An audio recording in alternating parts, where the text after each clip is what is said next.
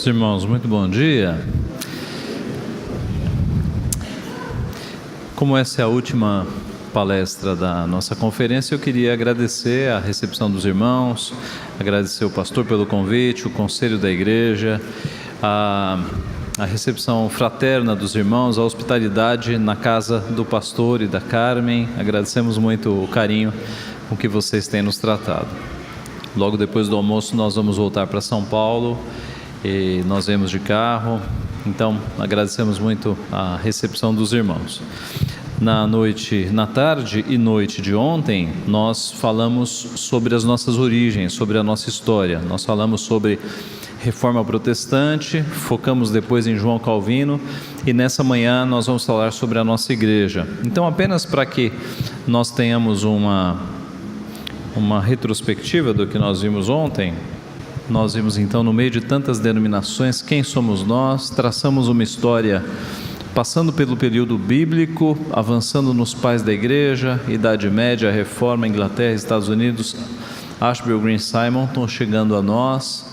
Falamos então dos erros da igreja na Idade Média, vimos as indulgências que eram a venda do perdão divino.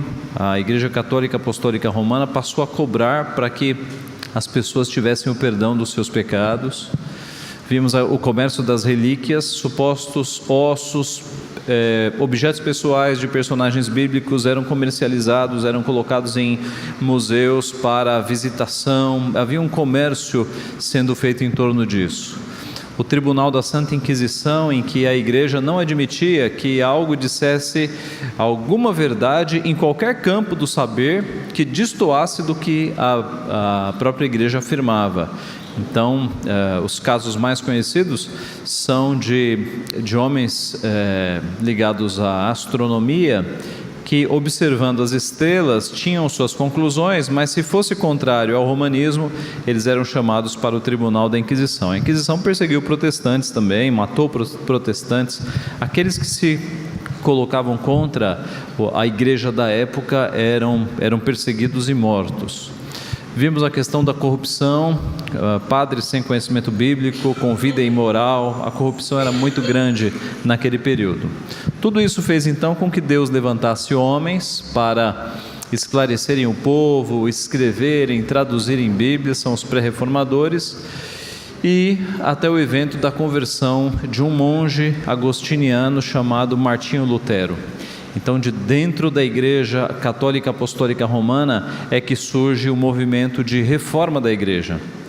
Como a igreja não admitia reforma, eles foram expulsos, e aí nasce a igreja protestante, ok? Daqueles que protestaram contra os erros da igreja. Martinho Lutero foi o nome ali do começo que Deus levantou. Ele colocou um documento nas portas do castelo de Wittenberg, foi julgado, declarado fora da lei, foi escondido num castelo. Nesse castelo ele escreveu muitas coisas, escreveu hinos, textos. A reforma se expandiu para a Europa, atingindo inclusive Suíça e França. Da França foi que nasceu um homem num lar católico, filho de um pai e uma mãe católicos, chamado Jean Calvin, ou João Calvino, aportuguesado. E a vida de João Calvino foi bastante impressionante. Foi um garoto conduzido pela sua mãe na vida religiosa. Sua mãe morre aos 6 anos. O seu pai morre quando ele tem 22 anos. Quando Lutero afixa as 95 teses, Calvino é um garoto de 8 anos de idade. Ele estuda direito, seguindo os desejos do seu pai. Aos 22 anos o pai morre, ele para de estudar direito, ele recebe o título porque ele era um aluno exemplar, é convertido por influência do seu primo Olivetan. Aqui na gravura aparece Olivetan conversando com o jovem Calvino. Era um homem de saúde muito fraca. Calvino, boa parte da sua vida foi numa cama, porque ele tinha enxaqueca, teve gota, malária, tuberculose, pedras nos rins. E veja, voltando às pedras nos rins, né? Hoje você tem pedras nos rins, você tenta tomar alguns remédios. Naquela época não tinha isso. Como é que as pessoas lidavam com pedra nos rins? Era talvez com compressas de água quente e com muita paciência. Então a sua vida foi frágil. Calvino morreu aos 55 anos de idade. Ele morreu novo, mas ele produziu, Deus lhe deu a graça de produzir muita coisa. Casou-se com Idelette Fombieré aos 31 anos, que era uma viúva de um pastor anabatista, mãe de 2 filhos. Eles tiveram um filho que morreu com 2 semanas, tiveram outros 2 filhos que morreram, e Idelette Fombieré, ela morre em 49. Foram então, nós fizemos as contas ontem, foram 9 anos de casamento, né, pelas nossas contas. Então, Calvino é o personagem histórico de uma vida de muito sofrimento. Perde pai, perde mãe, perde filhos, perde a esposa. Mas como eu disse ontem, você não encontra uma linha de murmuração de Calvino na sua obra. Ele tem um coração sempre grato, ele sempre percebe que nunca mereceu nada de Deus, que tudo que veio foi por graça de Deus. Nos ensina muito João Calvino. Questão da música, João Calvino trabalhou com música durante 24 anos. Ele, juntamente com Clemente Marot e Teodoro Beza, eles musicaram os 150 salmos da Bíblia. Nós sabemos que lá em Israel os salmos eram cantados, mas essas melodias não chegaram até nós. Nós não sabemos quais eram as melodias que eles cantavam, os salmos. Isso se perdeu no tempo. O fato é que Calvino contrata esses 2 homens que eram músicos e pede para que eles musiquem os 150 salmos. Isso entra para a história como o Saltério Genebrino, os salmos que a igreja cantava. Calvino escreveu mais de 50.000 páginas, mais de 3.000 cartas, centenas e centenas de sermões. Na Academia de Genebra, que ele criou, em 7 ou 8 anos, mais de 118 missionários são enviados para o mundo, inclusive para o Brasil, no episódio da Baía de Guanabara, Villers-Gagnon, ok? Falamos sobre alguns mitos de que calvinismo se resume a 5 pontos. Não. O calvinismo é o pai do capitalismo? Também não, nós vimos ontem. Calvino nunca mandou matar pessoas e Calvino não é o pai da doutrina da predestinação. Nós vimos ontem que quando você começa a ler Gênesis, você vê que Deus faz escolhas.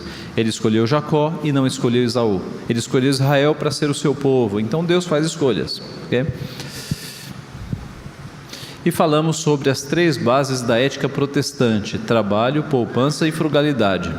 Resumindo, a Bíblia nos ensina que trabalho é bênção, não é maldição. E quando nós fazemos o nosso melhor, não para agradar a homens, mas para agradar a Cristo, nós somos excelentes funcionários, excelentes profissionais. Isso faz com que, via de regra, em condições normais, nós tenhamos emprego, tenhamos trabalho, tenhamos salário.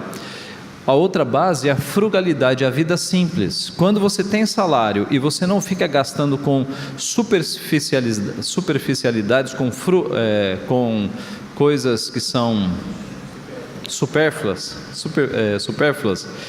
então a tendência é você ter uma economia. Imagine um indivíduo que tem um salário, mas tem um estilo de vida bastante simples. Ele consegue juntar dinheiro, ele consegue ter poupança. A Bíblia mostra que a poupança é para quê? É para ajudar o próximo.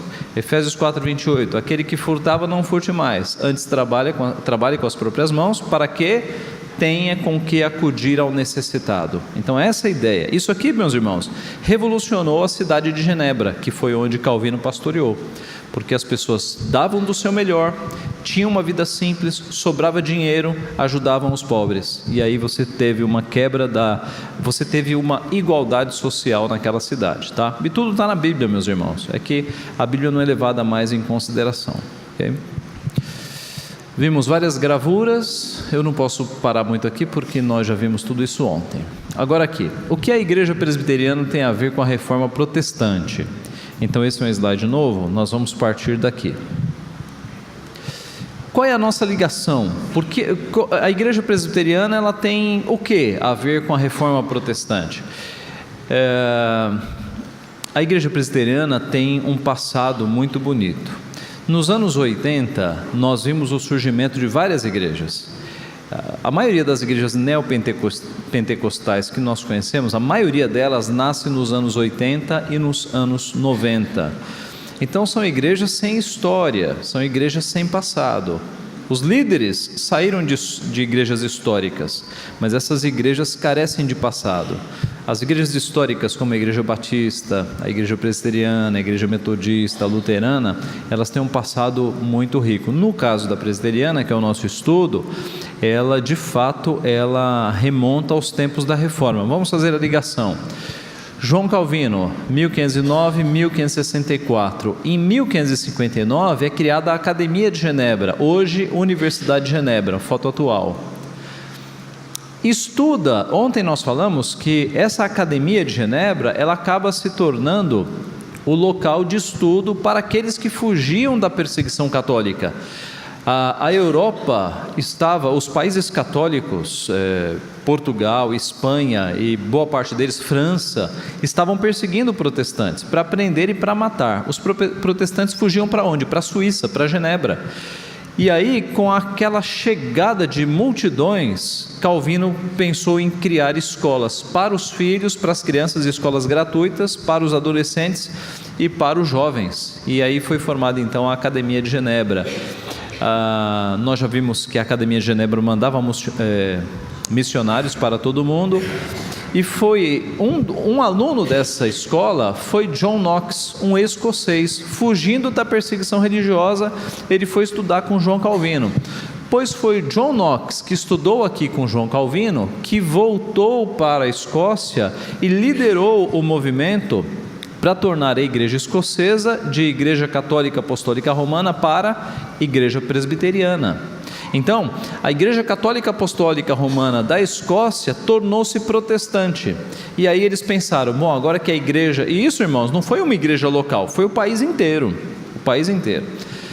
E aí eles precisavam de um nome. Que nome nós vamos dar a esta igreja protestante? Vamos dar o nome da Igreja dos Anciãos, da Igreja dos Presbíteros, porque o nosso governo é presbiteriano. E assim nasce a Igreja Presbiteriana em 1560. Note que Calvino era vivo ainda, né? Ele morreu em 64. A Igreja Presbiteriana nasce lá em 1560. Então, quando perguntarem a idade da sua igreja, pode fazer as contas, tá? De 1560 para cá. Eu tenho um amigo, Franklin Ferreira, que ele disse que você não deve confiar em uma igreja que tenha menos de 400 anos. Ok? A nossa igreja se enquadra aí, 1560. Note que o símbolo da igreja, na sua inauguração, foi uma sarça ardendo. Por que a Igreja Presbiteriana do Brasil tem uma sarça ardente? Porque todas as igrejas presbiterianas no mundo seguiram o exemplo da primeira, colocaram como símbolo uma sarça ardendo. A sarça ardente tem uma simbologia muito impressionante, né? A ideia da igreja que passa por sofrimentos, por lutas, por perseguições, mas ela não se consome, ela não é destruída. A ideia do fogo que é a presença de Deus dentro da igreja. Então tem uma simbologia maravilhosa, a ideia da sarça. Isso na Escócia. Nos Estados Unidos, a ligação é por causa da Europa, Inglaterra, né? E da Inglaterra você tem o povo indo formar os Estados Unidos. Em 1706, você tem o primeiro presbitério lá em Filadélfia, nos Estados Unidos. E a partir de 1715, você tem uma migração em massa de escoceses e irlandeses para os Estados Unidos. De forma que em 1837 você tem a Junta de Missões Estrangeiras sendo criada e Ashbel Green Simonton, um aluno de seminário, ele se filia à Junta de Missões Estrangeiras. Ele tem o coração tocado para missões, ele vai até essa junta e ele diz que quer ser missionário. Em 12 de agosto de 1859 é que Simonton vem para o nosso país. Então veja, a nossa igreja, ela tem ligações que remontam de fato até a Reforma Protestante. Nós somos herdeiros genuínos da Reforma Protestante, ok? Quais são então os nossos diferenciais doutrinários? Como eu disse ontem, meus irmãos, nós consideramos igrejas irmãs, os batistas, os assembleianos, metodistas, são nossos irmãos, não é? Essa não é uma palestra para dizer a igreja presbiteriana é melhor que as outras, nada disso, temos os nossos problemas, mas o intuito é que de vez em quando nós olhemos para a igreja presbiteriana e saibamos por que nós estamos na igreja presbiteriana, quais são as nossas crenças, quais são as nossas doutrinas, essa é a ideia, ok? Então vamos lá, Diferenciais doutrinários. No que nós cremos? A nossa igreja tem uma constituição. E no seu artigo 1º, ela declara que a Igreja Presbiteriana do Brasil é uma federação de igrejas locais que adota como única regra de fé e prática as escrituras sagradas do Velho e Novo Testamento. Então, é uma federação de igrejas locais. Federação, é mais fácil de nós entendermos isso olhando para o Brasil. O Brasil é um sistema federativo também. O que significa isso? Os estados têm a sua autonomia. Quando um governador de um estado ele quer tomar uma decisão, ele não precisa ficar consultando o presidente. Ele tem uma autonomia estatal, mas é uma autonomia limitada. Ele não pode mudar a bandeira, ele não pode fazer coisas que são grandes demais. Ele não pode se desvincular da União. Então, é um Estado federativo. Os estados têm a sua autonomia, mas são ligados à federação. No caso das igrejas, talvez seja mais fácil de explicar até. Uma igreja local, ela tem autonomia para fazer o que ela quiser. Se a igreja quiser comprar um terreno do lado, a assembleia se reúne e decide pela compra do terreno. Agora, há coisas que uma igreja local não pode fazer. A igreja local não pode, a partir de amanhã, decidir que vai ordenar pastoras aqui na igreja, ou que vai seguir um outro documento que não a Confissão de Fé de Westminster. Então, há assuntos que são para o Supremo Concílio. Então, é uma divisão de poderes, na verdade. A igreja local tem poderes, mas há coisas que só o Supremo Concílio, que é o órgão superior da igreja, que pode resolver. E o Supremo Concílio é formado por todas as igrejas, tá? Então, a Federação de Igrejas Locais. Nós seguimos as Escrituras Sagradas do Antigo e Novo Testamento. E como sistema expositivo de doutrina e prática, a Confissão de Fé e os Catecismos Maior e Breve. Eu coloquei aqui fotos de uma edição. Então nós cremos, meus irmãos, que sem erros é apenas a Palavra de Deus. Agora nós entendemos que um documento histórico que explica bem as doutrinas é a Confissão de Fé de Westminster, tá? Com os seus catecismos. A nossa igreja dá ênfase na Bíblia. No passado, o romanismo não considerava a Bíblia como autoridade final. O romanismo, ele sempre considerou a igreja superior à Bíblia. É a igreja quem diz quantos livros a Bíblia tem que ter. É a igreja quem explica o sentido da Bíblia. Quem veio do catolicismo deve se lembrar que na Bíblia católica, quando são mencionados os irmãos de Jesus, você tem uma notinha lá explicando, na verdade não eram irmãos, eram primos. Então a igreja ela fica determinando como você deve crer na Bíblia. É lógico que Jesus tinha irmãos, né? Isso é apontado por vários textos, mas o ponto é que a Igreja Católica Apostólica Romana, ela se dá o direito de dizer que é maior que a Bíblia, que diz quais livros têm que ser aprovados na Bíblia, e ela é quem dá a interpretação final sobre a Bíblia. Os protestantes nunca concordaram com isso, e os reformadores mudaram o eixo, mostrando que antes de nascer igreja, a Bíblia já existe, a palavra de Deus já existe, que a palavra quem diz o que é uma igreja verdadeira, o que é uma igreja falsa. A Bíblia é anterior à própria igreja, é a Bíblia quem determina o que é uma igreja verdadeira. Então, os reformadores resgataram a autoridade final da Bíblia. Calvino foi o mestre da reforma, o cérebro, como nós já vimos, escreveu livros explicando quase toda a Bíblia, Institutas, um manual de vida cristã baseado na Bíblia.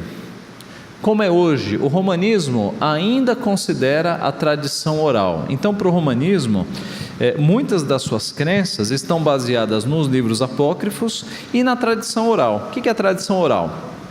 Jesus teria dito coisas que não foram escritas na Bíblia, e essas coisas foram passadas para Pedro, que eles consideram o primeiro Papa, e historicamente nós refutamos fácil isso, mas Pedro teria passado isso para o próximo Papa, e o próximo Papa para o outro, para o outro, para o outro. Tradição oral, coisas que não foram escritas, que Jesus teria dito, e que teriam sido passadas num telefone sem fio que já dura 2000 anos. Um telefone sem fio que dure 2000 anos é uma coisa extremamente perigosa, não é? Porque um telefone sem fio, aquela brincadeira de crianças, que dure 10 minutos, mostra o perigo do telefone sem fio. Se eu colocar 10 crianças aqui e cochichar uma coisa no ouvido da primeira, e pedir para a primeira ir cochichando e assim por diante, Em 10 minutos você vê que a 10ª criança vai estar com uma mensagem totalmente diferente da primeira. Imagine um telefone sem fio com 2.000 anos de idade. Então, meus irmãos, na verdade isso foi uma história que foi inventada para dar validade às invenções que o romanismo praticou e vem praticando até os dias de hoje. Os reformadores disseram, não, só a Escritura. Esse é um dos lemas latinos da Reforma, sola Escritura. Nós só cremos naquilo que está escrito nos 66 livros. Se está na palavra, nós cremos. Se não está, é invenção humana. Só as Escrituras. Foi o ideal da Reforma, tá? Que nós seguimos até hoje. Então o romanismo considera a tradição oral. Algumas igrejas pentecostais consideram a experiência. Então, se por um lado os romanistas, eles colocam muito mais peso na tradição oral, em coisas que Cristo teria falado e não estão escritas, nossos irmãos pentecostais, e note que eu estou chamando eles de irmãos, porque eles são, nossos irmãos das igrejas pentecostais, colocam muito peso, por vezes, na experiência. O que seria isso? Então, você tem lá um irmão pentecostal trabalhando com você, e aí ele fala assim, olha, ontem à noite eu tive um sonho, um anjo apareceu no meu sonho, Deus falou comigo de fato. Não adianta você dizer para esse seu amigo, meu irmão, será que não foi só um sonho? Será que era Deus mesmo? Deus não se revela mais por meio de sonhos, a Bíblia já está escrita. Geralmente a resposta vai ser, aconteceu comigo, e isso basta. Então a experiência, ela acaba tendo um peso muito maior do que a própria palavra. Então acontece alguma coisa sobrenatural numa igreja, e aí você prova pela Bíblia que aquilo não é de Deus. Por exemplo, o fenômeno dos dentes de ouro que aconteceram lá nos anos 90, ou sopro do Espírito, você prova pela Bíblia que essas coisas não vêm de Deus. Se uma pessoa passou por essa experiência, ela vai dizer assim, meu irmão, aconteceu comigo, acabou, isso basta. Então é você colocar a experiência como autoridade superior à própria palavra. Qual é o ponto de vista reformado das igrejas protestantes? As igrejas reformadas consideram apenas as Escrituras, Experiências, meus irmãos, o pessoal do terreiro de Umbanda tem experiências, os Hare Krishnas têm experiências. Experiência é uma coisa que é muito difícil de você averiguar. Agora, o que está escrito, o que está na palavra, aí sim é confiável. Se está escrito, confie. Não se deixe dominar pela experiência. Não tenha um sonho e fale assim, Deus falou comigo. Os sonhos, eles são difíceis de você averiguar. Quantos sonhos malucos você já teve na sua vida, não é? Então, difícil você confiar em sonhos. Confie na palavra, a palavra é segura, ok? Confie na palavra que você está seguro. ênfase na Bíblia. Onde é que nós vemos essa ênfase? No caso da igreja presbiteriana, na formação dos nossos pastores. Irmãos, há igrejas por aí que o indivíduo faz um cursinho de 3 meses e vira pastor. Ontem nós falávamos, entre amigos, de um indivíduo que fez um curso de teologia de 6 dias, não foi isso? E aí eu brinquei, e no 7º ele descansou, porque um curso de teologia de 6 dias. Na igreja presbiteriana, é certo que às vezes as leis não são levadas muito a sério, mas na igreja presbiteriana a lei é a seguinte: se aparece um jovem dizendo, pastor, eu quero ser pastor, o que eu faço? Ele é conduzido até o conselho registra o nome dele na ata e fala, a partir de agora você está em observação, você vai ficar 3 anos em observação. Durante 3 anos o conselho vai observar o procedimento desse rapaz, para ver se ele foi chamado mesmo. Findos os 3 anos, ele é submetido ao presbitério. Ele vai até o presbitério e lá ele vai ser examinado pelos pastores e presbíteros quanto aos motivos que o estão chamando ao ministério. Será que ele está com a motivação certa? Será que são motivos certos?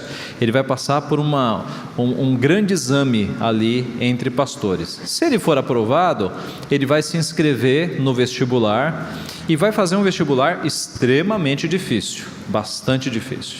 Esse nosso vestibular já chegou a reprovar 70% dos inscritos. Então é difícil. O vestibular é de português, inglês, Bíblia, Antigo e Novo Testamento. O indivíduo tem que conhecer a Bíblia, senão não passa. E símbolos de fé da IPB. Tem que ler Confissão de Fé várias vezes, tá? Redação, ok. Se passar no vestibular, passando no vestibular, ele vai para o seminário. E lá ele vai ter um curso de 4 ou 5 anos, estudando grego, hebraico, filosofia, português, inglês, teologia. O seminário cobre uma grande área do saber. Vai aprender a pregar, aprender a falar, vai aprender essas línguas que são dificílimas. Conseguindo se formar, e o índice de reprovação nos seminários é grande. No seminário que eu dirijo, quando entra uma turma de 30 alunos, dificilmente se formam 20, né? Então é um curso difícil. Se formando, ele volta para o presbitério, e no presbitério ele vai ser examinado quanto às matérias, quanto a tudo que ele aprendeu. No presbitério ele vai fazer um sermão de prova, ele vai pregar diante dos pastores e presbíteros do presbitério, para que ele seja avaliado. Ele vai entregar uma tese e uma exegese. Uma tese é um equivalente ao TCC dos cursos de faculdade, um trabalho de conclusão de curso. Uma tese e uma exegese. Uma exegese é como se fosse um trabalho de conclusão de curso, mas pegando um texto das Escrituras e trabalhando esse texto na língua original. Então pega um capítulo do Velho Testamento e trabalha ele no hebraico, né? Escreve um texto sobre, explicando as implicações na língua própria, no hebraico ou no grego, no Novo Testamento. Se ele passar nesses exames todos, ele vira pastor? Não. Aí ele é licenciado, ele vai para a licenciatura, ele tem licença para pregar agora, ele é licenciado. E aí ele vai passar um período de licenciatura que não pode exceder a 2 anos. Terminado a licenciatura, ele volta para o presbitério, mais uma tese, mais uma exegese, mais um sermão de prova, mais um exame oral. Terminou tudo isso, aí ele é ordenado, é marcada a sua ordenação. Então, meus irmãos, se a coisa for feita de forma correta e direita, 8, 9 anos para se tornar pastor, ok? E tem que ser difícil assim? Tem. Na verdade tinha que ser mais difícil, na minha opinião, porque mesmo com tudo isso, você ainda encontra alguns elementos sendo ordenados pastores que vão dar problemas nas igrejas. De vez em quando você encontra elementos assim. Então tem que ser assim, meus irmãos, porque a obra de Deus é séria. Você não confiaria num cirurgião. Imagine a cena: você vai para o hospital para fazer uma cirurgia, aí quando você deita na cama do hospital, o cirurgião fala: bom, vamos ver apendicite, deixa eu ver como é que opera apendicite, deixa eu ver aqui meus livros, meus manuais, vou dar uma estudadinha aqui. Você não confiaria a construção da sua casa a alguém que não sabe construir casas, alguém que fez um cursinho de uma semana. Então, para assuntos eternos, você tem que confiar em pessoas que sejam de Deus, que tenham conhecimento bíblico para apontar os caminhos corretos.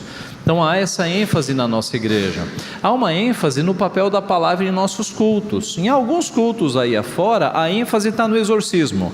O momento auge do culto é quando o microfone é dado na mão de um demônio para o demônio, entrevista com o demônio, né, ao vivo. É o auge do culto. Tem cultos por aí que a ênfase está onde? Está na música. Você tem 1 hora de música e 10 minutos de pregação. Eu já fui convidado para ocasiões assim, né? Que o povo cantou mais de 1 hora e aí o dirigente cochichou comigo: dá para o senhor falar só 10 minutinhos? Então você vê onde é que está a ênfase, né? Não está na pregação da palavra, está na música. Há igrejas que dão ênfase na ação social e assim por diante. A ênfase do culto reformado está na palavra, é quando Deus fala com o seu povo, seja por meio do pastor, do presbítero, do seminarista, é Vox Dei, é Deus falando com o povo. A ênfase está no papel da palavra. Nós temos ênfase nos cultos bíblicos semanais. A maioria das nossas igrejas se reúne em 1 ou 2 noites da semana para estudar a Bíblia. ênfase na escola dominical. É muito comum para quem nasceu na igreja presbiteriana na escola dominical, mas a maioria das igrejas neopentecostais não tem mais escola dominical, simplesmente não tem, né? Há movimentos dentro da igreja, há um movimento das comunidades presbiterianas que não tem mais escola dominical também, tá? Então você tem uma tendência de abolir a escola dominical. E a escola dominical é uma bênção, né? Nós estamos aqui com a igreja cheia, aprendendo a palavra.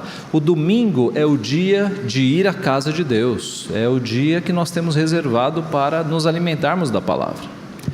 E há uma ênfase no incentivo à leitura. As nossas igrejas, via de regra, recomendam bons livros para os membros. Aqui na igreja nós temos até uma livraria, né? Com bons livros, eu vi. Então, veja que nas igrejas protestantes sérias, nós temos sempre uma ênfase no ensino da palavra de Deus.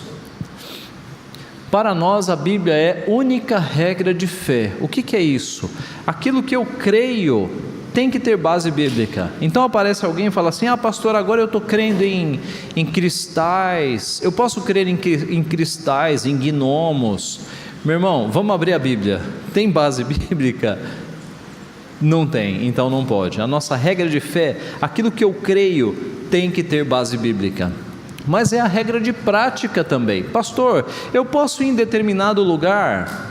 Vamos para a Bíblia. A Bíblia é a nossa regra de prática também. Aquilo que eu faço ou não faço, eu tenho que ter respaldo bíblico. É a Bíblia quem guia toda a nossa vida. Ela é inerrante, a Bíblia não tem erros. De Gênesis a Apocalipse não há erros na Bíblia, é uma harmonia. E ela é suficiente para te indicar os caminhos da salvação. Para a sua vida espiritual, a Bíblia é suficiente. Você não precisa de mais nada, ok? Vamos falar de forma de governo. Nós temos basicamente 3 formas de governo no meio evangélico: a forma congregacional, a forma episcopal e o governo representativo. Eu ilustrei com bolinhas. As bolinhas vermelhas representam os membros de igreja e as bolinhas pretas representam a liderança. Então, no sistema congregacional, o lema é: todos governam todos. Como é que funciona isso? É o sistema da Igreja Batista, por exemplo, né? Então, as decisões são tomadas por todos, pela Assembleia. Se decisões precisam ser tomadas, convoca-se a Assembleia. Então, nós precisamos pintar as paredes desta igreja. Vamos pintar ou não? Que cor? Convoca-se a Assembleia, para a Assembleia discutir se pinta-se ou não. É certo que eu já conversei com colegas que dizem que esse sistema ele fica tão cansativo de a cada domingo você ter que convocar uma assembleia, que eles acabam fazendo uma delegação, eles acabam criando comissões para que as comissões tomem as suas próprias decisões, né? Então esse é o sistema congregacional.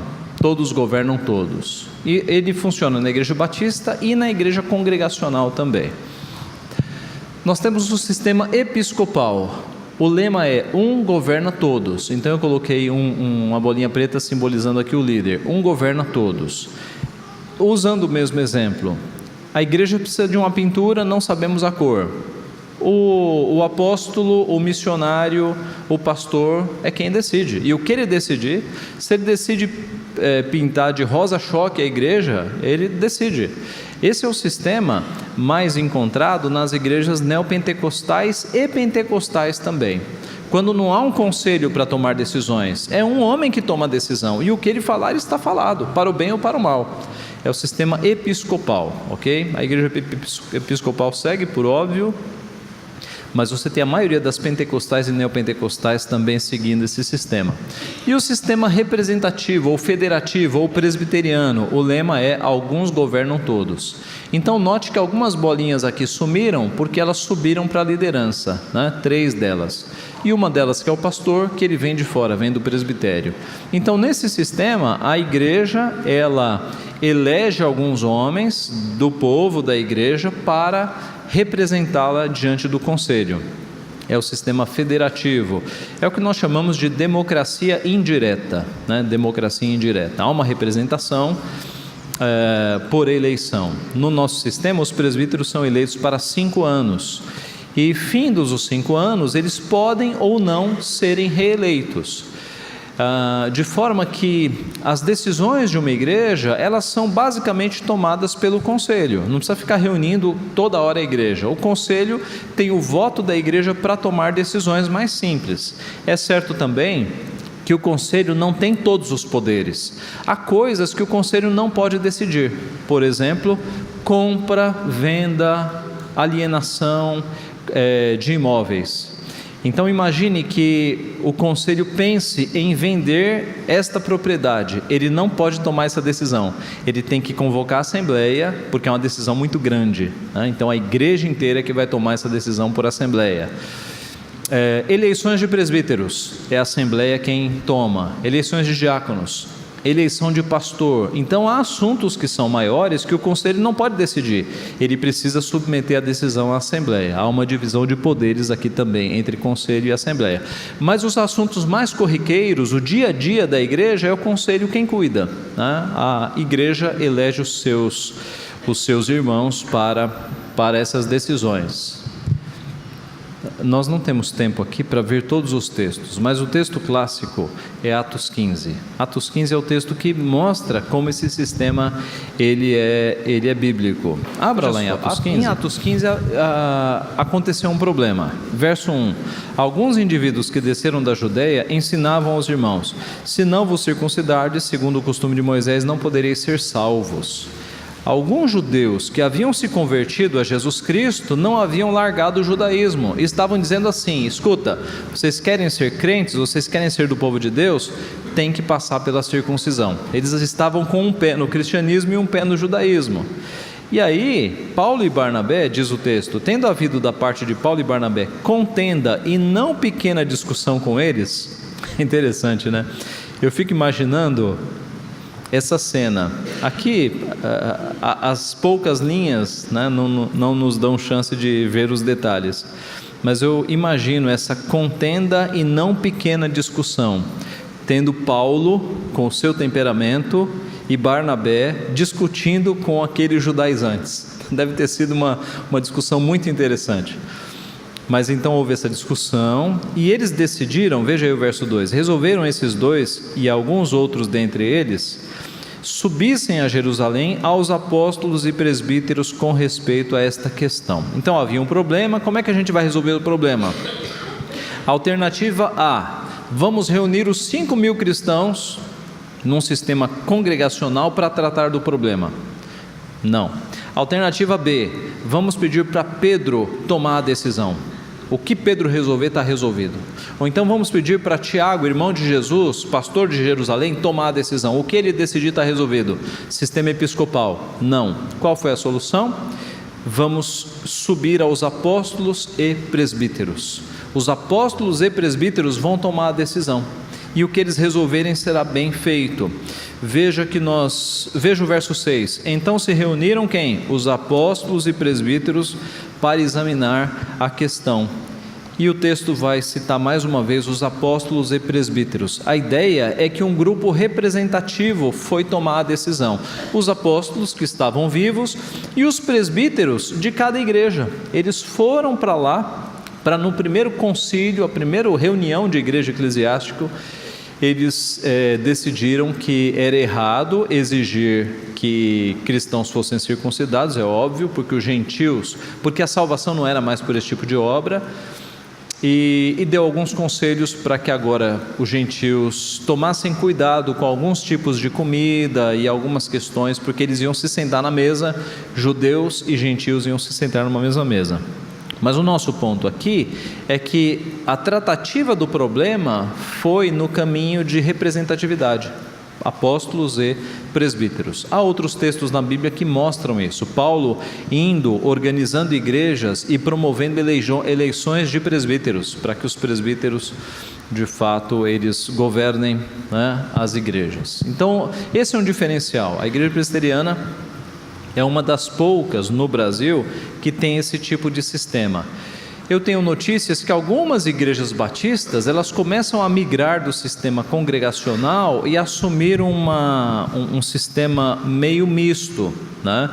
Há igrejas batistas que têm presbíteros, que têm conselho, né? Então, mas genuinamente a igreja presbiteriana sempre funcionou assim, tá? Representativamente.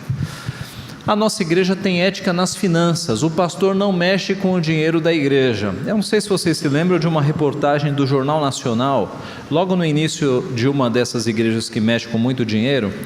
Uma dessas igrejas foi ter uma filial lá em Miami, acho, nos Estados Unidos, e aí o Jornal Nacional mostrou aqueles homens com montanhas de dólares no chão, e o líder da denominação pega uma nota de dólar, mostra para a câmera e abre um sorriso de satisfação. A alegria dele estava naquela nota. Alguém se lembra dessa reportagem? Jornal Nacional, anos 90? Pois é muito comum nas igrejas neopentecostais, o pastor, ele recebe os dízimos e ele põe no bolso, ele põe na conta bancária dele, e é como se fosse dele, é como se fosse uma empresa de fato. No sistema presbiteriano, a coisa é bem mais resolvida e bem mais ética. No nosso sistema, a igreja, na verdade o conselho, elege um tesoureiro para ficar responsável pelo dinheiro. Quem paga a côngrua do pastor é o tesoureiro. O pastor não tem acesso ao dinheiro. Na verdade, ele assina os cheques com o tesoureiro, mas ele não tem acesso ao dinheiro. Quem tem acesso é o tesoureiro. Os gastos... sim, os gastos devem estar previstos no orçamento. É constitucional que uma vez ao ano a Assembleia se reúna para tomar conhecimento do orçamento e das contas que foram feitas no ano anterior. Então tudo tem que estar no orçamento.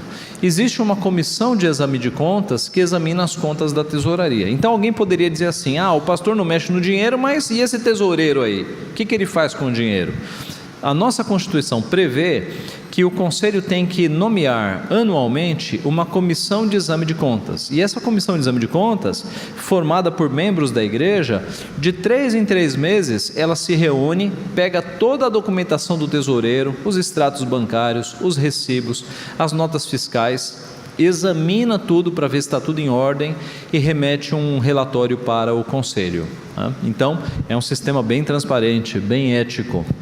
No início de cada ano, os membros na Assembleia tomam conhecimento de todas as contas. Isso do ponto de vista ordinário, natural. Mas se você, membro da igreja, quiser ter acesso às contas da sua igreja, basta conversar com o Conselho, que o Conselho abre. Eu não sei aqui, algumas igrejas têm até a prática de fazer balancetes mensais, de mostrar as contas mensalmente para o povo. É tudo aberto, é tudo transparente. Uma vez eu estava dando esse estudo na igreja que eu pastoreio, e eu tinha lá visitantes de uma igreja que não zela muito por esta prática. Aquela igreja que os líderes foram pegos com dinheiro, com dólares na Bíblia, aquela igreja lá. E aí aquelas visitantes eram um grupo de senhoras, umas quatro senhoras que estavam lá. Eu estava na escola dominical ensinando isso... E aí, eu estava falando sobre isso? Não, eu estava falando sobre outro assunto, mas como era janeiro, eu anunciei para a igreja que após a escola dominical, nós teríamos uma assembleia para conhecimento do movimento financeiro do ano anterior e o orçamento do ano em curso. Aí no final da escola dominical, elas vieram conversar comigo e falaram: pastor, a gente está admirado. Eu falei: por quê? Porque aqui vocês fazem assembleia para mostrar as contas para o povo. E eu falei: minha irmã, em toda a igreja presbiteriana é assim, e a gente faz uma vez por ano, mas se o membro que quiser ter acesso, a hora que ele quiser ter acesso, o conselho abre. Aí ela falou: porque nós estamos numa igreja que lá ninguém sabe quanto entra, e nem para onde sai o dinheiro. Só quem tem acesso ao dinheiro é o apóstolo e a bispa, é só eles que têm, e a cúpula, Os membros, ninguém sabe quanto entra de dinheiro, nem quanto sai. Então, esse é um diferencial. Valorize a sua igreja quando a sua igreja tem transparência no dinheiro, nas suas contas. Ética nas finanças. Um outro diferencial nosso é a nossa forma de adoração. É possível que você ligue a televisão em canais evangélicos, em programas, em cultos que são televisionados, e você veja cultos dos mais variados modelos e estilos. Uma vez, há uns anos atrás, eu liguei a televisão, nem me lembro que igreja era aquela, mas mostrou a cena de um salão com um monte de jovens vestidos de terno e gravata, mas pareciam bêbados, bambeando e caindo e dando risada, e aquilo era um culto. E aí alguém anunciou lá que eles estavam bêbados no espírito, por isso que eles caíam, levantavam. Então, o meio evangélico hoje virou cenário de bizarrices e coisas terríveis sendo chamadas de culto, coisas que não têm base bíblica. A igreja presbiteriana, ela tem por padrão seguir a Bíblia no momento do culto, né? É certo, irmãos, que a gente tem umas igrejas presbiterianas meio bagunçadas, né? A gente tem umas igrejas presbiterianas por aí mais neopentecostais do que os pentecostais. Então a coisa é meio estranha, mas se fosse como deveria ser, seria um culto bíblico, um culto centrado na palavra, não para agradar a homens, para agradar a Deus, um culto que aponte para a glória de Deus. Deveria ser assim. Então vamos falar de alguns princípios da adoração reformada. O primeiro princípio da adoração reformada é que o culto deve visar a glória de quem? A glória de Deus. Só lhe deu glória foi um dos lemas da reforma protestante. Já falamos do sola scriptura, só as escrituras. Um outro lema foi glória só a Deus. Não devemos glorificar homens, nós devemos glorificar a Deus. Alguém leia, por favor, o Salmo 29, 2. Tributai ao Senhor a glória devida ao seu nome. Adorai o Senhor na beleza da santidade. Veja esse primeiro verbo, tributai ao Senhor. Tributo, pagamento. Nós somos devedores de adoração a Deus. A Ele cabe bem a adoração e o louvor. E nós tributamos a Ele a glória devida ao seu nome. Né? A glória devida ao seu nome. De forma, irmãos, que não cabe lugar, não tem lugar na igreja para exibicionismo. Então, quem brilha no culto é Cristo, não são homens. Eu coloquei exemplos de músicos, mas eu vou usar outros exemplos, né? Mas, por exemplo, não cabe na hora da música o guitarrista, o violonista falar assim: bom, agora é o meu momento, agora eu vou brilhar, vou fazer um solo, né? Algo assim. Não cabe. No culto a glória é para Deus. Ou então o cantor, né? Aquele que dirige o louvor, e aí ele faz uns melismas e umas coisas, agora é a minha vez de brilhar. Não cabe. O culto é para glorificar a Deus, não é para alguém se aparecer no culto. No culto os holofotes estão em quem? Em Cristo. É Cristo quem tem que ser glorificado. Eu já participei, já fui chamado para pregar em alguns cultos, irmãos, de lamentar, com exibicionismo. Há pouco tempo atrás eu fui pregar numa região, numa igreja, que a dirigente lá do louvor, ela estava assim nitidamente imitando uma cantora gospel muito popular, fazendo as vozinhas, papaizinho, e aquelas vozinhas, assim, imitando assim, explicitamente. Então, sabe, culto não é para você fazer coisas que chamem a atenção para si mesmo. O culto, tudo que você faz no culto tem que lançar glória sobre Cristo. É Ele que tem que ser glorificado, é a Ele quem tem que ser dada a glória. Eu dei o exemplo dos músicos, mas o mesmo vale para quem está dirigindo um culto. De vez em quando você vê cultos por aí que os dirigentes parecem apresentadores de auditório. E vamos levantar, pessoal, e cumprimente o irmão aí ao lado, e parecem animadores de auditório. Não está certo, o culto não foi feito para isso. Ou então, pregadores vaidosos, né, que estão pregando e estão querendo glória para si. Não pode, a glória tem que ser a Deus. Charles Spurgeon, pregador batista, ele escreve naquele livro Lições aos Meus Alunos o seguinte: Spurgeon foi professor de seminário, diretor de seminário, e ele falava para os seus alunos o seguinte: preguem de forma que na porta as pessoas não digam: pastor, como o senhor é maravilhoso, como o senhor fala bem, mas de modo que as pessoas digam: pastor, que Deus maravilhoso nós temos, que Deus maravilhoso. Então a glória, o pregador, ele não deve pregar para atrair glória para si, mas para atrair glória para Deus. John Bunyan, que escreveu um livro que é leitura obrigatória, viu, irmãos? O Peregrino. Leia O Peregrino, é um clássico da literatura cristã. John Bunyan escreveu, que era um homem consagradíssimo, ele escreveu O Peregrino, e diz que certa vez ele estava pregando numa igreja, e naquelas igrejas que o púlpito ficava lá no alto, às vezes tinha que subir numa escada para chegar no púlpito. E ele desceu do púlpito, foi até a porta para cumprimentar os membros, e aí passou por ele uma senhora e começou a tecer elogios para ele: pastor, como o senhor fala bem, que retórica, que eloquência, e elogiando. Aí ele falou assim: eu sei, minha irmã, O diabo me disse tudo isso quando eu descia do púlpito. É lógico que ele não disse aquilo por antipatia à mulher, mas a lição aí é a seguinte: o diabo, ele fica tentando pregadores com a questão da vaidade. É lógico que pregadores são tentados a isso. É uma tentação, não é uma bênção, na verdade. E o correto a se fazer é o pregador pregar de uma forma que Cristo apareça. É o lema de João Batista: convém que ele cresça e que eu diminua. Então, meus irmãos, culto é para glorificar a Deus, não é para glorificar a homens. O culto tem Deus no centro, é teocêntrico ou é cristocêntrico. É Deus quem está no centro. Aqui uma gravura engraçadinha, que é o seguinte: e o Senhor se manifesta durante a conferência de adoração. E aí o vocalista está dizendo assim: veja que elas estão, com o bico, estão emburradas. Não é que a gente não aprecie o fato do Senhor aparecer e se juntar a nós, só que o Senhor está atravessando em algumas partes da harmonia que nossas cantoras ensaiaram. É um reflexo de um grupo tão vaidoso que até que se Deus aparecer, ele pode atrapalhar. Há pouco tempo atrás eu preguei numa igreja e eu sentei lá no banco do lado do presbítero, uma igreja grande, e o pessoal dos cânticos numa antessala, que a igreja não conseguia vê-los, mas eu conseguia, porque eu estava assim na paralela.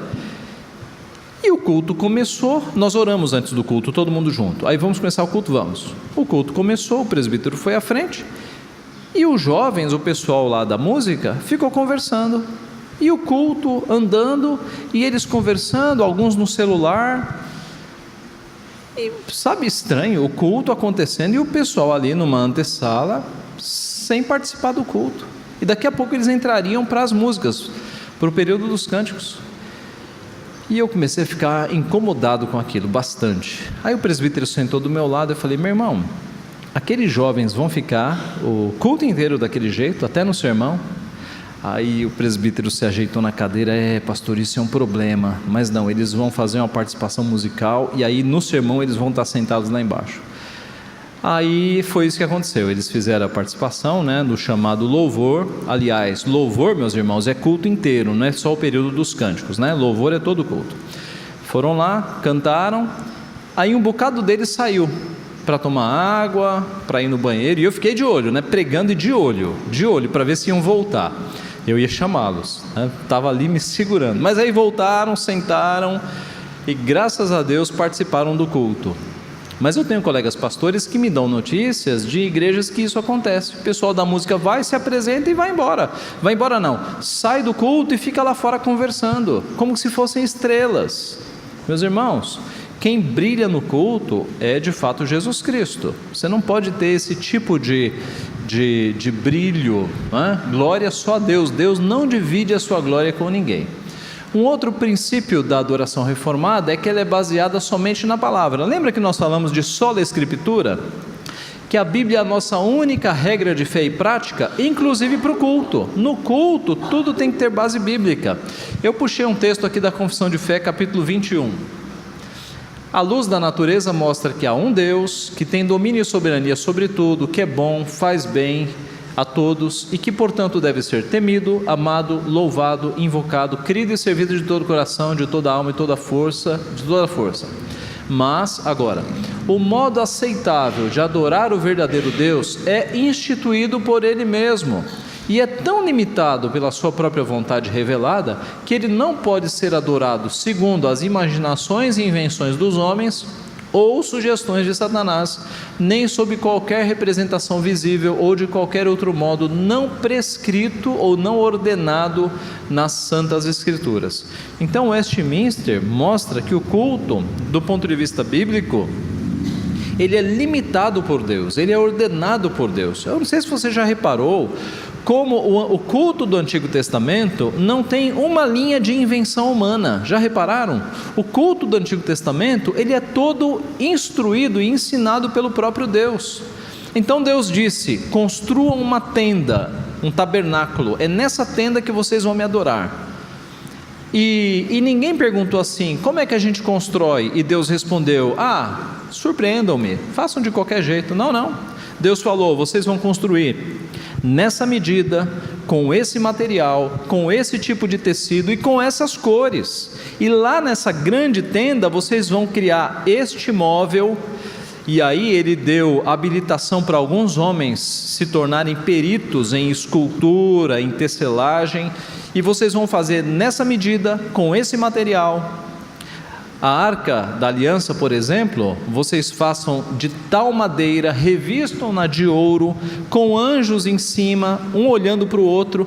Quer dizer, Deus, ele quer ser cultuado e Ele nos ensina a cultuá-lo. Sabe por quê? Porque se Deus dissesse: me cultuem, como? Surpreendam-me, façam do jeito que vocês quiserem. Como o nosso coração é pecador, nós faríamos uma adoração pecaminosa, uma adoração idolátrica, porque o nosso coração tende à idolatria. Então, como a adoração é coisa que tem que ser santa, Deus diz: me adorem e façam desse jeito, sigam estes passos, porque aí vocês vão acertar na adoração. O Novo Testamento é a mesma coisa. A diferença da adoração do Antigo para o Novo é que no Novo você não tem mais mobília, você não tem mais tabernáculo, você não tem mais aquelas coisas que eram simbólicas, porque você tem Cristo. Então o lema da adoração no Novo Testamento é a simplicidade. O que é o culto no Novo Testamento? É quando o povo de Deus se reúne para glorificar a Deus, e o culto consta de oração, leitura da palavra, pregação da palavra e adoração por meio de música. Você tem base bíblica para esses elementos simples em todo o Novo Testamento. Note então que a nossa adoração, ela é prescrita, é limitada, é instituída por Deus, não pode ser na base das imaginações. A maioria das igrejas neopentecostais hoje tem formas de adorar a Deus, muitas delas saem da imaginação. Vamos fazer assim que vai ficar bom. Nenhum compromisso para o que a Bíblia diz sobre adoração, tá? Então, valorize isso na sua igreja também. A nossa adoração, ela não é feita para agradar a homens, ela é feita para agradar a Deus, de forma que você vem para a igreja não para ser agradado, você vem na igreja para agradar a Deus. Não cabe aquela pergunta: e aí, gostou do culto? Você tem que perguntar isso para Deus: o Senhor se agradou do nosso culto? É certo que quando nós fazemos um culto bíblico, que nós agradamos a Deus, nós somos abençoados. Nós saímos com a consciência tranquila de que homens não foram exaltados ali, de que Deus foi exaltado. Mais um exemplinho sobre exaltação humana. Eu estava, há muitos anos atrás, pregando numa igreja aqui no Rio, uma igreja muito grande, né, que tem até nome que é nome católico. E aí, eu estava representando a editora num culto. Eu não fui para pregar, desculpe, eu estava ali representando a editora. E eis que no meio do culto, um pastor muito eloquente, ele disse assim: está entre nós o excelentíssimo governador do estado do Rio de Janeiro, Antony Garotinho, estava sentado lá. E aí o pastor falou: eu vou nomear uma comissão de honra formada pelo deputado tal, isso no meio do culto, a vereadora tal, o vereador tal, para que conduzam o excelentíssimo governador até o púlpito. E eu pensei: será que ele não consegue andar, alguma coisa assim? Mas não, levantaram lá os fantoches, foram até o governador se levantou com toda a honra no meio do culto, e aí ele foi conduzido com honra até o púlpito para sentar-se lá numa cadeira. Irmãos, isso é glorificar a homens. Aquele homem ali, governador na ocasião do Rio de Janeiro, ele podia ser o presidente da república. Num culto, ele era um servo de Deus prestando culto ao Senhor. Ele estava diante do Rei dos Reis, havia uma autoridade maior do que ele ali. Ele não poderia ser glorificado dessa forma. Mas é muito comum o temor de homens, né? É muito comum glorificar a homens no nosso meio. Então isso foi um episódio bastante estranho, porque no culto Cristo deve ser glorificado. As autoridades humanas, elas caem quando estão no culto. Se a nossa presidente da república estiver sentada nos bancos da sua igreja, enquanto ela estiver nos bancos da igreja, ela é alguém diante do Criador. Ela não tem autoridade de presidente da República. Ela é tratada como todos que estão aqui na igreja. Depois do culto, depois da igreja, aí sim ela pode ter autoridade, mas ela está diante de uma autoridade maior, que é Jesus Cristo, o Rei dos Reis. É Ele quem é glorificado ali na hora. Imagine se você for numa cerimônia, agora fora da igreja, né? Imagine um político numa cerimônia glorificando o governador ao invés de glorificar a presidente. Seria uma ofensa você desprezar a autoridade maior para glorificar a menor. Na igreja, a autoridade maior é o Rei dos Reis, você glorifica Ele. Todos que estiverem aqui são menores, ok? O nosso culto tem um caráter dialogal, de diálogo. A nossa adoração é coletiva, não individual. A ideia aqui é a seguinte, irmãos: nós vivemos numa sociedade individualista. Por consequência, muitos dos cânticos que nós cantamos, eles refletem um aspecto individualista. Por quê? Porque a maioria dos cânticos que nós temos são compostos por igrejas e comunidades que não têm uma teologia muito sadia. Por isso que o pastor tem que ficar filtrando tanto os cânticos, porque tem muita coisa que não está bem escrita. E uma tendência que acontece nessas igrejas individualistas, geralmente os neopentecostais, é que a pessoa ela não tem a dimensão do corpo de Cristo. A pessoa vai na igreja para buscar a sua bênção, para resolver o seu problema, para conseguir a minha bênção, a solução do meu problema. É tudo meu. É individualista. O culto é o momento em que o corpo de Cristo se reúne, é uma coletividade. Então, temos que tomar cuidado com cânticos que dão muita ênfase no pronome meu, minha. A ideia, e às vezes dá para mudar cânticos, né? Que os nossos cânticos e a nossa adoração seja mais coletiva, porque é o corpo de Cristo que está aqui reunido. Veja, num culto, quando você se levanta para orar, você não deve orar como que se só você estivesse ali. Senhor, perdoa os meus pecados, abençoa a minha vida. Não, num culto, quando você se levanta, você está representando todo mundo. Então, você diz: Senhor, perdoa os nossos pecados, abençoa a nossa vida. É tudo no plural. Então, nas orações é assim, nas músicas deveria ser assim também. O culto é um caráter dialogal, é Deus falando com o seu povo e o povo falando com o próprio Deus, tá? Mais um princípio: o culto bíblico considera a majestade de Deus, a transcendência de Deus. Deus é Deus, não é namorado. O que é transcendência de Deus? É o aspecto de que Deus, Ele é superior, Ele é criador, Ele é de outro tipo que não o nosso. Deus não é, como alguns disseram, o cara lá de cima. Isso é blasfemo. Deus é o meu camarada, é meu amigo do peito. Não, gente, Deus é outra coisa, é transcendente. Há duas palavrinhas novas sobre isso, né? Transcendente, que ele transcende a sua criação, ele está acima da criação, mas ele é imanente também. Ele encarnou-se em Cristo, ele esteve entre nós. Então ele é as duas coisas. A oração dominical é: Pai nosso, algo próximo que está nos céus. Imanência, Pai nosso, proximidade, que está nos céus. Transcendência, né? Ele é alto, ele habita em luz inacessível.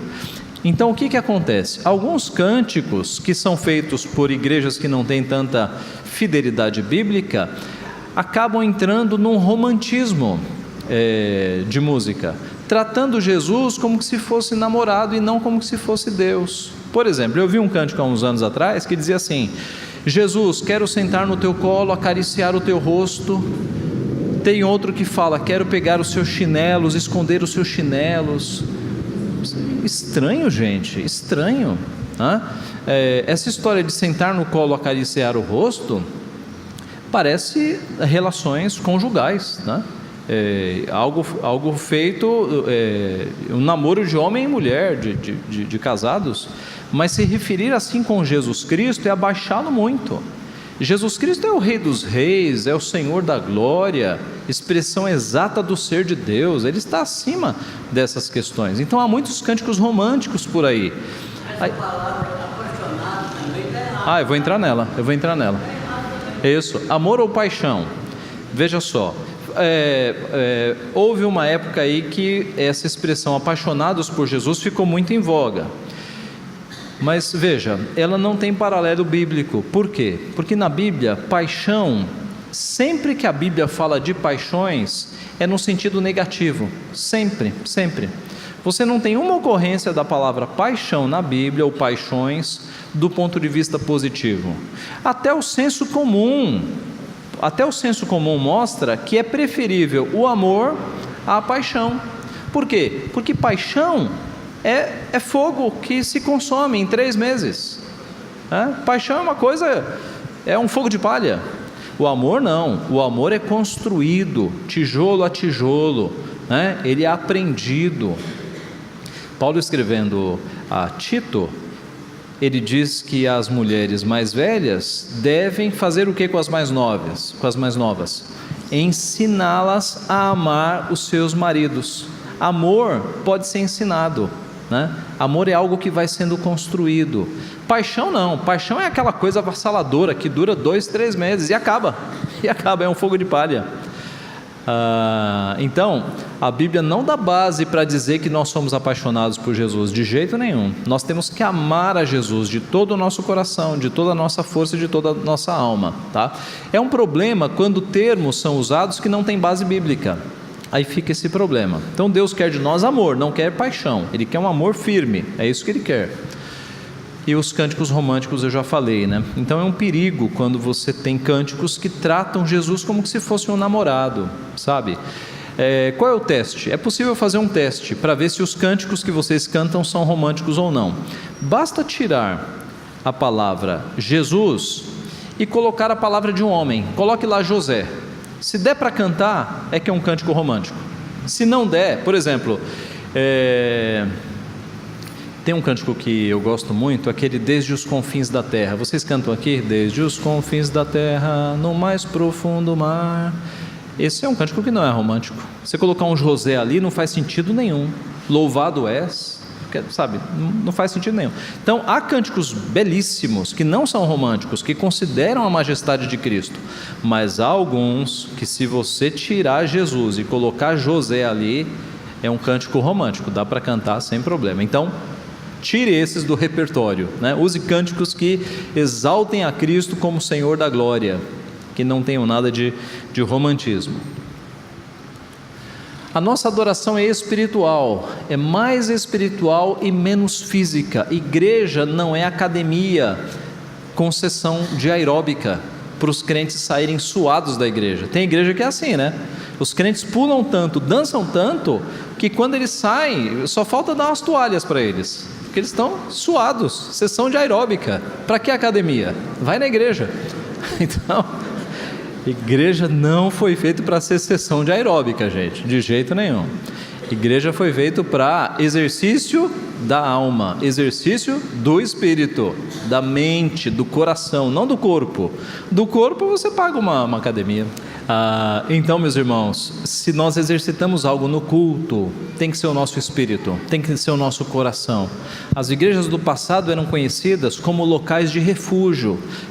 A cena clássica, que até entrou para o cinema, de um indivíduo que está com a mente perturbada, ele entra numa igreja, e na igreja ele tem paz e sossego. Hoje eu conheço igrejas que fizeram tanto barulho que chamaram a polícia, porque os decibéis estavam acima da conta. Então, hoje muitas igrejas deixaram de ser um local de casa de oração, descanso para a alma, e as igrejas imitaram tanto o mundo que algumas igrejas parecem casas de show, coisas assim do tipo, Não tem muita diferença. O ponto nosso então é que a nossa adoração é mais espiritual e menos física. Vamos ver esses textos? João 4, 19 a 24. Na verdade, João 4, 19 a 24, o texto que eu quero ressaltar é: Deus é espírito e importa que seus adoradores o adorem em espírito e em verdade. Esse é um ponto. Deus é espírito e importa que seus adoradores o adorem em espírito e em verdade. Agora veja Romanos 12, 1 e 2. Alguém leia, por favor, Romanos 12, 1 e 2.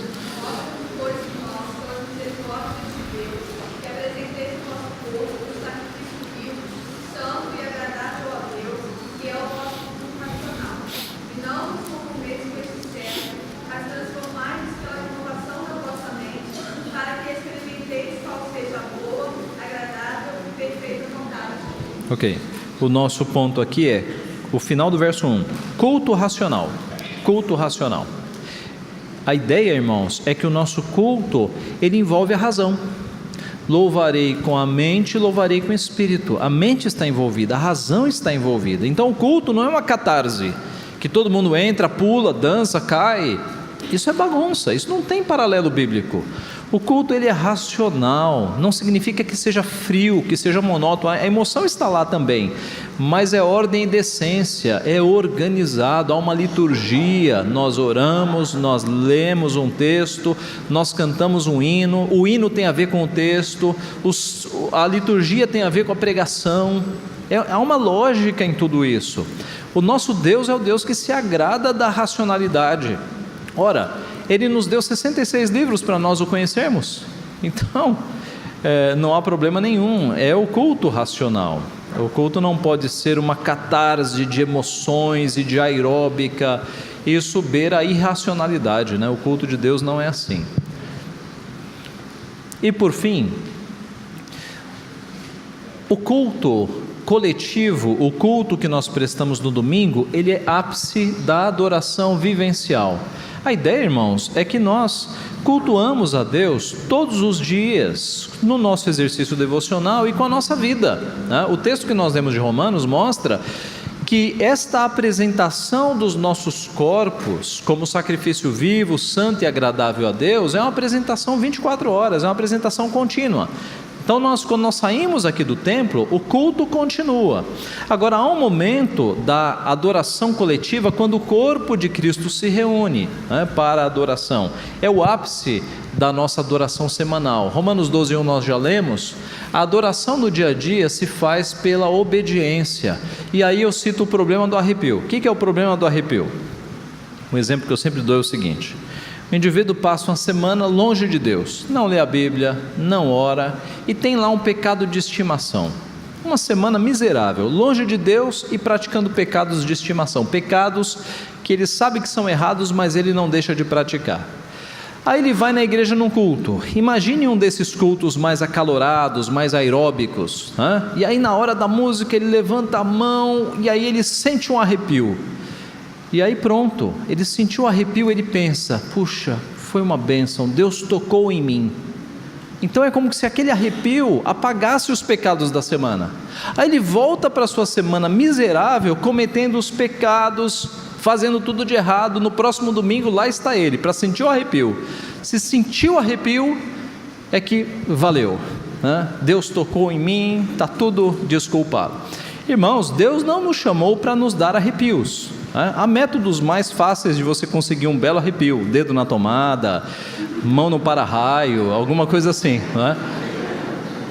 Deus não nos chamou para sentirmos arrepios, Deus nos chamou para obedecermos a Ele, para uma vida de obediência. Então, há muita gente por aí que tem essa dinâmica, a semana inteira longe de Deus, no domingo vai lá, na hora da música geralmente se sente um arrepio e aí está tudo bem. Não está bem, não está nada bem, porque a própria Bíblia nos diz, Mateus 5, 23 e 24, se ao compareceres perante o altar de Deus, te lembrares que tens alguma coisa contra teu irmão, deixa no altar a tua oferta, vai perante o teu irmão e acerta com ele. E Isaías 1, de 11 a 17, é quando Deus diz: quando vocês vêm perante mim para prestar um culto, eu escondo de vocês o meu rosto, eu não posso suportar iniquidade associada a ajuntamento solene. Em outras palavras, eu não suporto pecado misturado com culto. Então lavem as mãos, se limpem, arrependam-se dos seus pecados e aí venham me cultuar. Então essa ideia de uma vida longe de Deus e ir no culto apenas para cumprir uma satisfação, receber um arrepio, mas continuar a vida de pecado, isso é abominável diante de Deus. Deus espera que nós viemos à igreja arrependidos, peçamos perdão dos nossos pecados e façamos o compromisso de ter uma semana andando em obediência a Ele, buscando a Ele em oração e leitura da palavra. É isso que Deus espera de nós. Então a nossa adoração coletiva é ápice da adoração que nós fazemos durante a semana por meio da obediência, ok? Então, meus irmãos, eu termino aqui. Nós vimos, por fim, vamos dar uma recapitulação rápida. Nós vimos diferenciais doutrinários da nossa igreja. Nós vimos que a nossa igreja, ela crê na palavra de Deus, ela usa como documentos de explicação confissão de fé e o breve catecismo, o catecismo maior. Ela dá ênfase na Bíblia. A nossa forma de governo é bíblica também, a forma representativa. A nossa igreja tem transparência e ética nas finanças. A sua forma de adoração, ela é pautada nas Escrituras, de modo a glorificar a Deus e a Deus somente. Base bíblica, ela é um diálogo entre Deus e o seu povo. Aliás, irmãos, se nós cremos que a adoração é dialogal, é Deus falando com o povo e o povo falando com Deus, quando você vê assim, um bocado de elementos não cabem no culto. Por exemplo, avisos no meio do culto, e coisas que não são atos culticos. Abrace o seu irmão, vire para o lado e diga que ama o seu irmão, abrace o seu irmão. Isso não cabe no culto, isso não cabe. Isso cabe fora do culto de modo natural, sem ninguém mandar. Mandando é fácil, né? Espera-se que isso aconteça depois do culto, de modo natural, não de modo artificial. A adoração considera a majestade de Deus, ela é espiritual, menos física, e ela é ápice da adoração vivencial. Aqui eu coloquei meu e-mail e o meu site. Irmãos, nós queremos agradecer ao reverendo Ageu, dizer que Deus continue abençoando, guardando nesse ministério à frente do seminário, também lutando conosco pela preservação da confessionalidade da igreja, né? Então, que Deus continue te abençoando, e em nome do conselho, em nome da igreja, quero agradecer a vinda do Senhor. Foi muito edificante e proveitoso para nós. Vamos nos colocar de pé, nós vamos orar, o reverendo Ageu vai orar, encerrando a nossa programação. Pai Santo, nós te agradecemos por esses momentos tão agradáveis, hoje, ontem, aqui na tua casa, estudando a tua palavra, ó Pai, observando os teus poderosos feitos na história. Te louvamos por uma história tão bonita, Pai, que o Senhor nos deu, nos legou através dos teus atos na vida dos reformadores, homens e mulheres que não mediram esforços, ó Pai, para que a tua palavra prevalecesse. Alguns deram as suas vidas em amor à tua palavra. Nós te louvamos porque o Senhor levantou estes homens no passado e pedimos que o Senhor levante, ó Pai, homens e mulheres nos presentes dias, quando o teu evangelho tem sido menosprezado, comercializado, tem sido alvo de chacota, porque não é fiel à tua palavra, Pai. Usa-nos, a cada um de nós, no nosso trabalho, na nossa vizinhança, na nossa família, para que ali nós sejamos fiéis testemunhas tuas, através das nossas palavras e das nossas atitudes, Pai. Continua abençoando esta igreja, abençoa o reverendo Ítalo, ó Pai, continua consagrando o teu servo, abençoa a sua esposa, a gravidez da sua esposa, abençoa o conselho, a junta diaconal, as sociedades internas, ó Pai, continua abençoando esta igreja, para que ela seja cada vez mais uma luz a brilhar, a luz de Cristo aqui nessa região, e aqueles que são teus possam ser alcançados pelo teu evangelho, Pai. Abençoa nossos irmãos de outras denominações que estão conosco, que eles também sejam uma bênção nos seus bairros, nas suas igrejas,